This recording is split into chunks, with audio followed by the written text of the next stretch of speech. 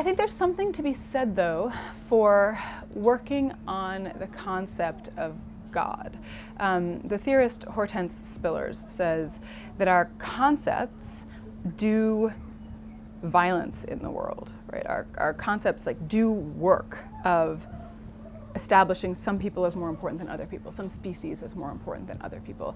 And I really worry about the concept of God. I really worry about it. I worry about the work that it does. I worry about the way that it still seems to establish humans as superior to every other species. I worry about the way that it still seems to establish men as more important than women and like gendered others. I worry about the way that because of Europe's traditional alignment with that particular monotheistic God, it tends to establish the supremacy of Europe and by extension America over every other region of the world. So I worry that if we don't do work on that concept of God, we just leave it there intact as grounding all of these hierarchies. And then we can say, oh, but it doesn't exist. Right? That God doesn't exist. But that doesn't get rid of all of those conceptual adherences that keep those dualities and those hierarchies in place. I think there's something to be said for like working on the concept itself to say, you know what? Divinity does not mean omnipotence. It doesn't mean you can just go in and do whatever you want. It means a kind of relational negotiating power, because this is the way that we see that nature works, right?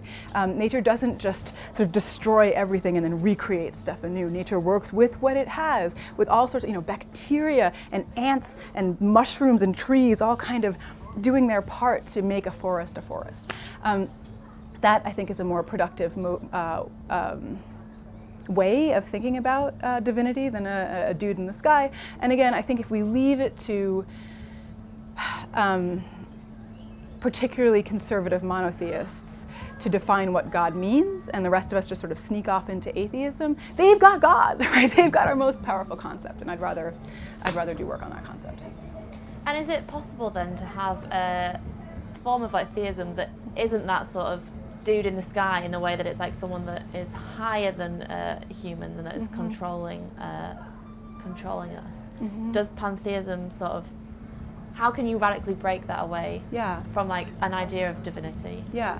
So the idea of pantheism would be something like, and I say would be because it's not clear to me that we've got a decent pantheism at the moment. And so I'm trying to figure out how to kind of stitch it together and what it might look like. But the idea of pantheism would be that what we mean by God is the natural world itself. Right? And by natural, I mean also the cultural world, right? Technologies, right? Every the world around us, the material world around us, which is also a world of ideas. That stuff is God. How can we get away with calling it God? Because what we mean by God is the source of all things, the life in all things, the end of all things. Why not just say like that's what we mean by the universe? It's what gives us life. It's what sustains us. It's what swallows us back and then makes us into something else by recombining our atoms. So pantheism would mean something like what we mean by God is the universe itself. So then we want to ask, well, like, how does the universe work, and how does the world work? And we can think about it on a small scale, about the Earth or like a patch of forest, right? How does the natural world work to get stuff done? And really, the agents of doing stuff in the universe are not human beings. It's like bacteria, right? Bacteria are amazing creators. What would it mean if we like thought for a little while about the creative work that bacteria, like a bacterial theology, right? About these like microscopic agents as the engines of life, as the engines of newness, as the engines of, what would it mean to think about, rather than, consciousness or rationality as being some divine principle, which is usually what we, this characteristic we ascribe to God.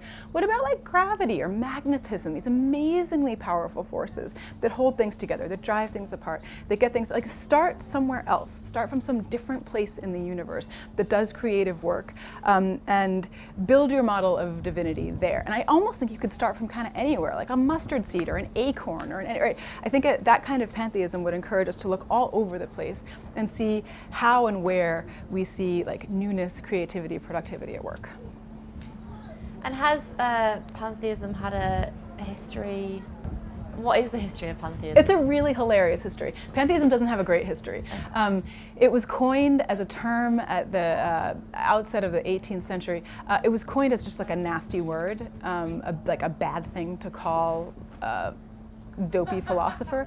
The dopey philosopher in question was a man named Baruch Spinoza, who died toward the middle end of the 17th century. And he had this idea that he used the term God or nature, Deus sive natura, God or nature. And he sets forth this idea. He gets excommunicated from his Jewish community in Amsterdam. And for hundreds of years afterwards, in order to gain a university professorship in Germany, for example, you had to take a pledge against Spinoza. You had to promise that you did not affirm this. So the position known as pantheism, again, was just like a nasty name, like a bad thing to call a terrible person.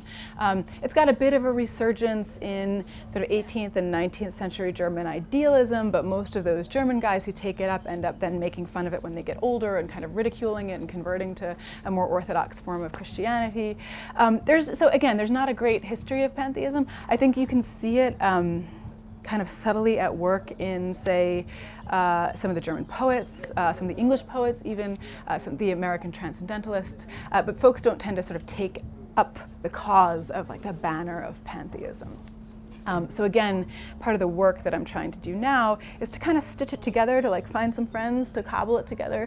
William James, who's an American philosopher, and pragmatist, and psychologist in the beginning of the 20th century, begins to say, you know what, it looks like pantheism is the only viable option for us these days. Like, we can't believe in this humanoid father god anymore. We're probably going to have to be pantheists. He's like, but I'm not really quite sure what this means. So he starts getting thinking about it, but he doesn't quite set it forth. That's what this work is trying to do. For more debates, talks, and interviews, subscribe today to the Institute of Art and Ideas at IAI TV.